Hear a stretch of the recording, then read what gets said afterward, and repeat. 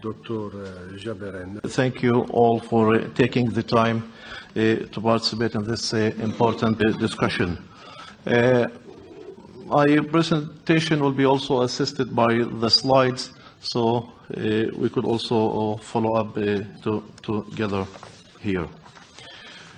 I would start actually with the Article 2 of the EU-Israel Association Agreement, in which the relations between the parties, as well as all provisions of the agreement itself, shall be based on respect for human rights and democratic principles, which guides their internal and international policy, and constitutes an essential element of this agreement. So basically, Israel is committed to democratic principle in its relationship with EU officially in the agreement. And when we speak about Europe, it's important to refer you to the main convention, the Framework Convention for the Protection of National Minorities, standards that I would like to see Israel adhere to.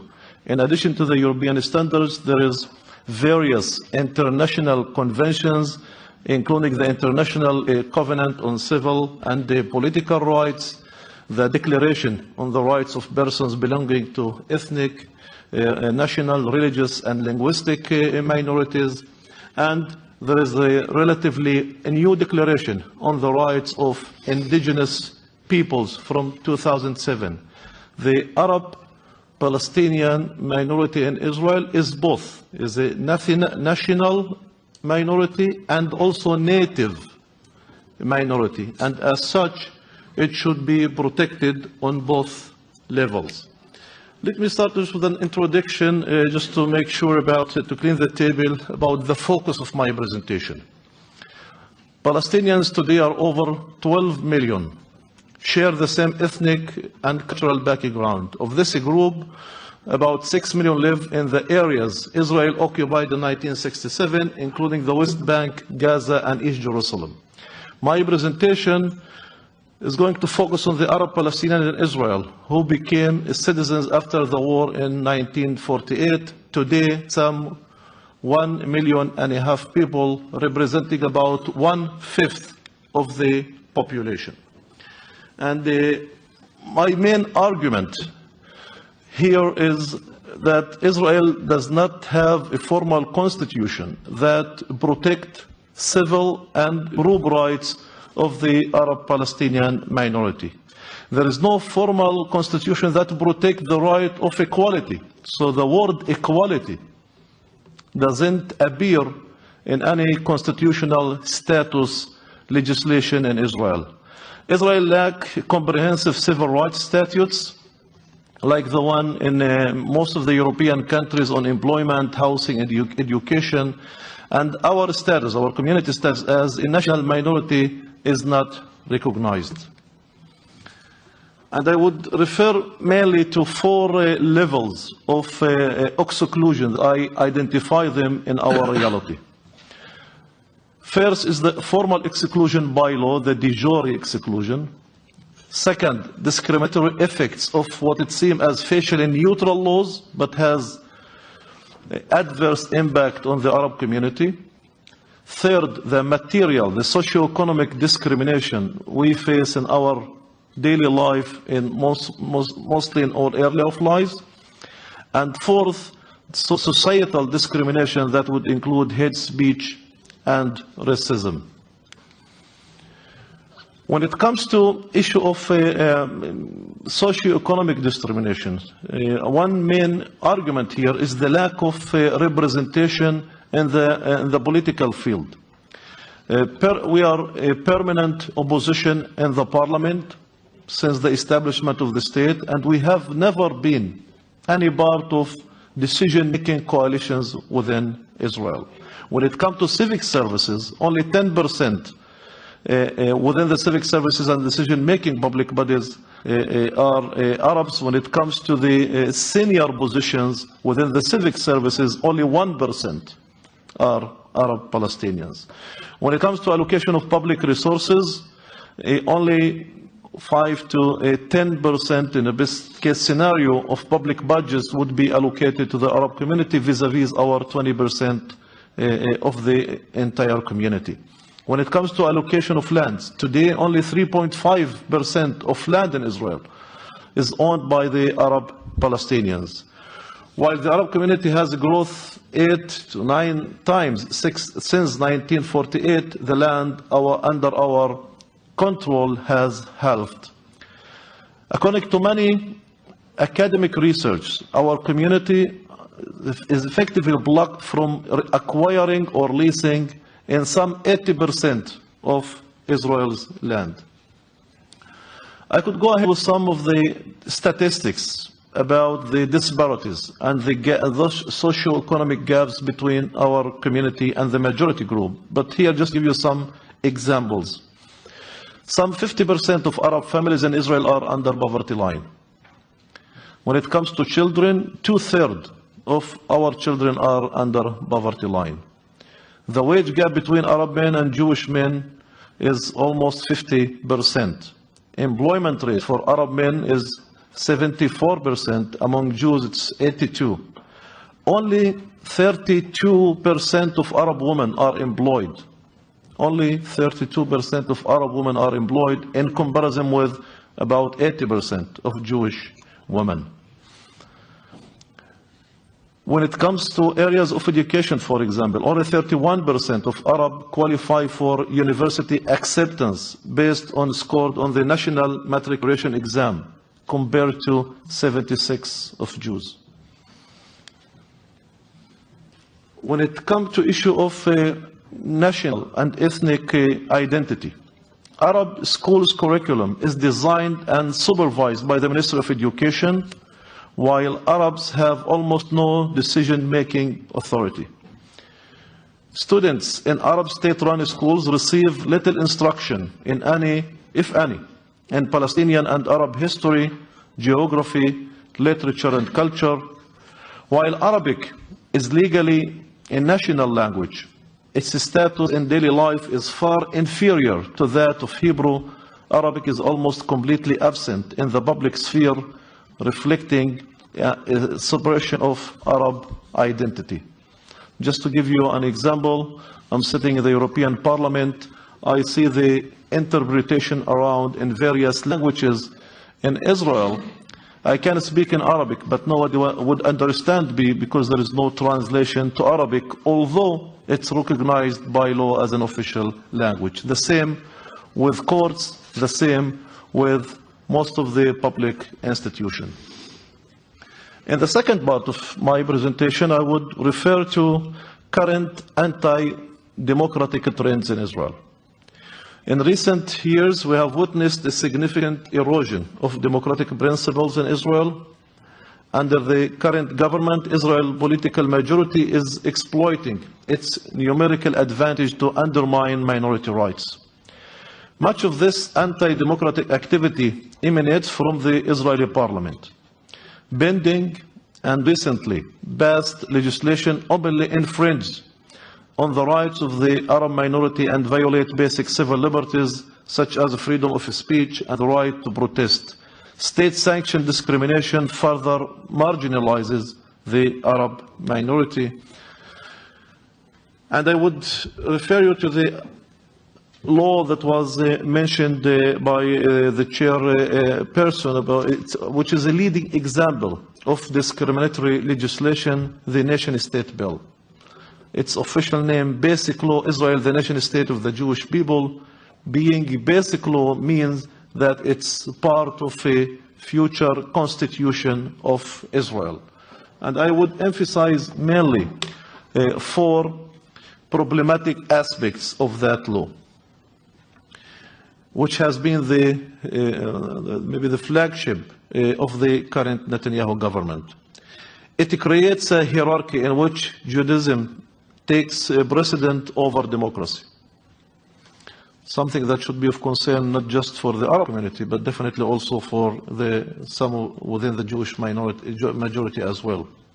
It envisions Israel as a greater Israel and thus negates the possibility of self-determination for the Palestinian people. because it declares that there is an exclusive self-determination for the Jewish people in Israel. But by Israel, the proposal doesn't say that, but we understand that those who signed the proposal subscribe to Greater Israel. The bill gives constitutional status to fundamental characteristics of the state already grounded in Israeli law, all of which are driven from Jewish heritage or promote the Jewish nature of the state, without similar arrangement afford to the Arab community, 20% of the population. The law allows for sweeping unconditional segregation in building and planning based on religion and nationality. This will further entrench the segregated nature of Israeli settlement and housing patterns. The law downgrades the status of Arabic from being an official language, which is, as I explained, not fully respected, to be, which is currently an official language, to being a language having a special status, and thereby weakening this key collective rights. And I think today, referring to many of the international reports, including United Nations reports, EU reports, and US State Department reports, we would see clearly reference to these issues and noting the institutional, legal, and social discrimination faced by the Arab citizens. Discriminatory legislation in many areas of life, combined with the significant socio-economic disparities between Jews and Arabs, have resulted, and that's my main argument here, in two classes of citizens in Israel. Those who are full, equal, and worthy partners in the state, the Jewish majority, and those who are second or third class citizens, the Arab minority. It's very painful to me to refer to such hierarchy in citizenship in a state that presents its regime as a democratic regime. Grazie. Just one last. Okay. Yeah. I reached to the recommendations and the two final slides. What is needed is full implementation of Article 2 of the Association Agreement, the one that I just shared with you, to ensure that Israel upholds its commitment to the Association Agreement through various diplomatic channels. This should ensure full realization of civil rights and minority rights of the Arab Palestinians in Israel. And we would like to see the EU setting a fact-finding mission to Israel to investigate the policy and the practices against the Arab Palestinian indigenous minority and to examine their situation. I would end by presenting our political platform based on peace and equality. Peace based on two democratic states, Israel and Palestine, based on the 1967 borders with Jerusalem as the shared capital of both countries, equality within Israel, full equality for our community, and full recognition of our individual and collective rights as a national minority. This requires equitable allocation of all public resources based on collective agreements, arrangements and agreements, effective democratic participation, and power sharing. Thank you very much for listening. I will start maybe with the end of Mr. Perry's note about Israel being paradise.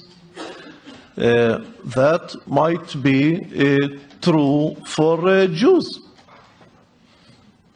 Israel could be a paradise, but only for Jews, not for its substantial Arab Palestinian minority.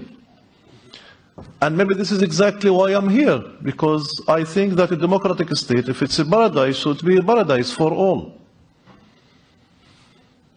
It can't be a democratic state for the Jewish majority and a Jewish state for the Arab minority.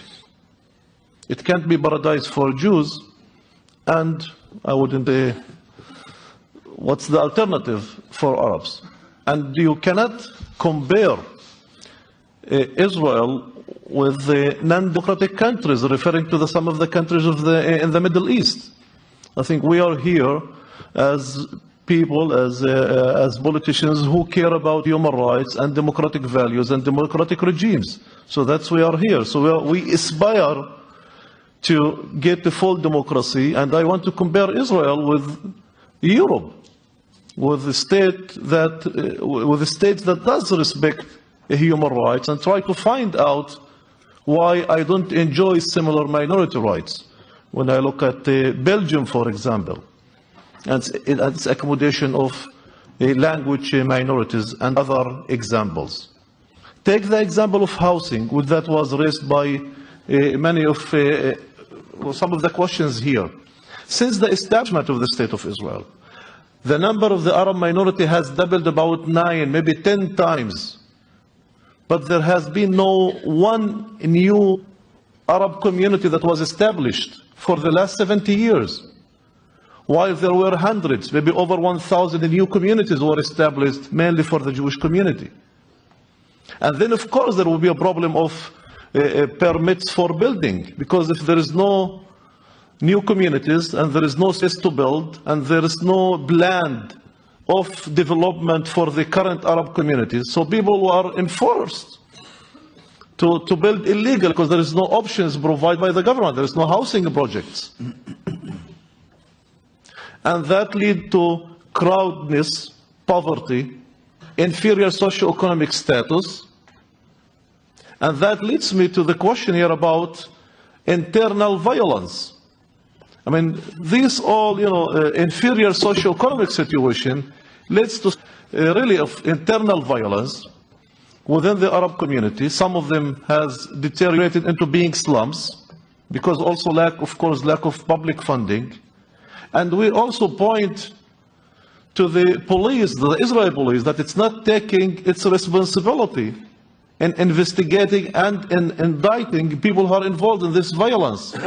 It looks that it's comfortable for the police in Israel to leave this internal violence going on without taking actions. When I look at the statistics in my town, Al-Fahim, out of 200 investigations that were opened in Al-Fahim because of internal violence, there were only one indictment in court, one indictment. So it means that the police is not there, is not taking any positive steps.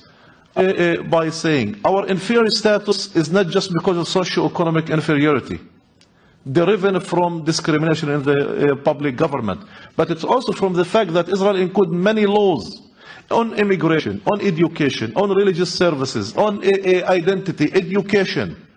We have our schools in Arabic, but we don't control the curriculum. It's dictated by the government. I don't study my literature, my narrative, my history. Leading Arab Palestinian poets like Mahmoud Darwish and others, they are not part of my educational system.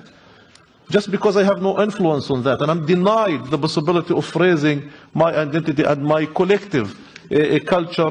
That's why our inferior status is also an official, it's by law, by definition, not just by socio-economic standards. So for me, rejecting the idea, that I will conclude by this, rejecting the idea of Israel being Jewish state based on the idea that this has meant to discriminate against me, although I'm a native community, I'm a native citizen.